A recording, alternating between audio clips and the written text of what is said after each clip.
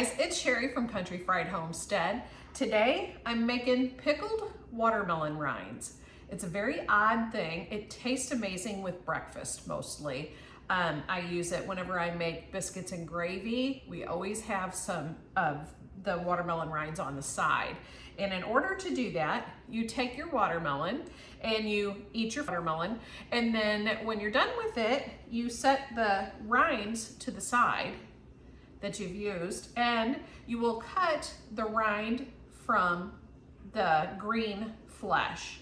And to do that, you will take a knife, and this is, you gotta take your time, do it correctly, and you'll just take your knife, slide along the green, and pull apart the rind, the hard part of the rind, and then keep this part, the green.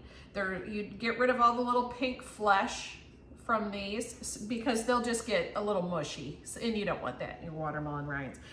These, I like to say, are not for beginners. If you are not a foodie, you may not appreciate this. It's very tangy, sweet, tart, everything all wrapped in one. Try them and see if you like them. And I make them every year. It's definitely a staple in my house. My husband's family had these all the time while he was growing up, and he loves them, so I do them as well.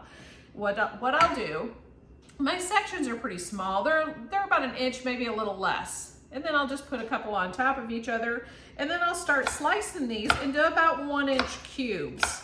And I will do that with all the watermelon rinds that I have here from about 3 watermelons that we had. I'll continue to do that, and when I come back, I'll show you what we do next. Now that I have my watermelon rinds all cut up, they're in about 1-inch cubes is what they ended up being the size of. I've got them all cut up. I do have my spare rinds. I'm gonna give these to my chickens. They love them, they'll eat them. And every part of the watermelon is good for the chickens. They can have the seeds, every part of it. It doesn't hurt them any. So what I do now that I have them in my big old Tupperware bowl, I sprinkle on 1/3 cup of salt. And this is just regular table salt. It's not anything fancy. I didn't use canning salt with this, just your basic Morton salt. Okay, and then from there, I will take and put a container of ice water over the top of them.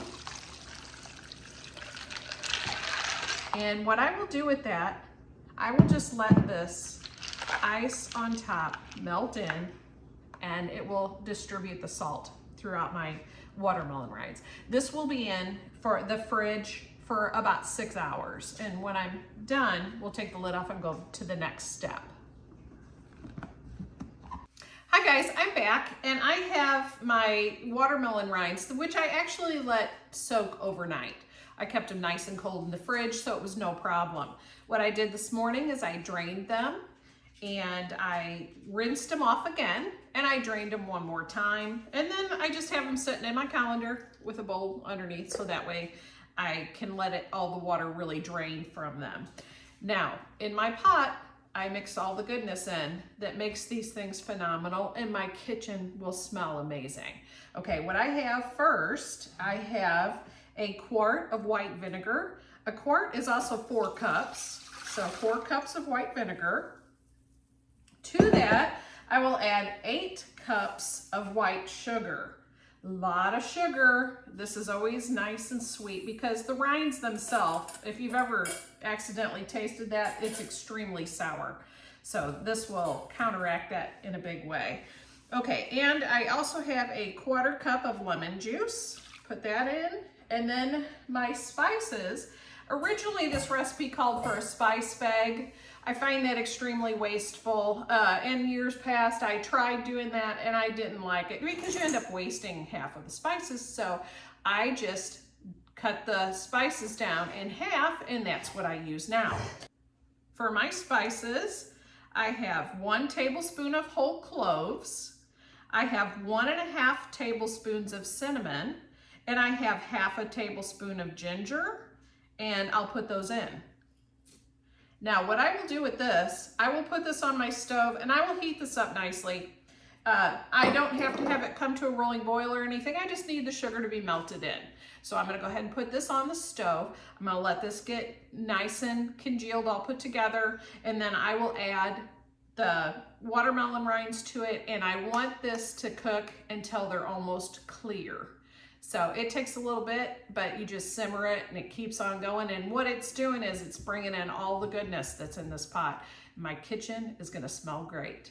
Okay guys, my watermelon rinds are ready. They're ready for me to can, and they look nice and translucent. You can see in there. I'll show you what they look like close up.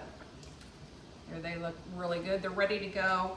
The amount of watermelon that I have in here amounts to a really big, good sized watermelon. I had 3 very small watermelons that were from my garden, and that's what I used. But the equal amount is about 1 big watermelon is what made this much watermelon rinds.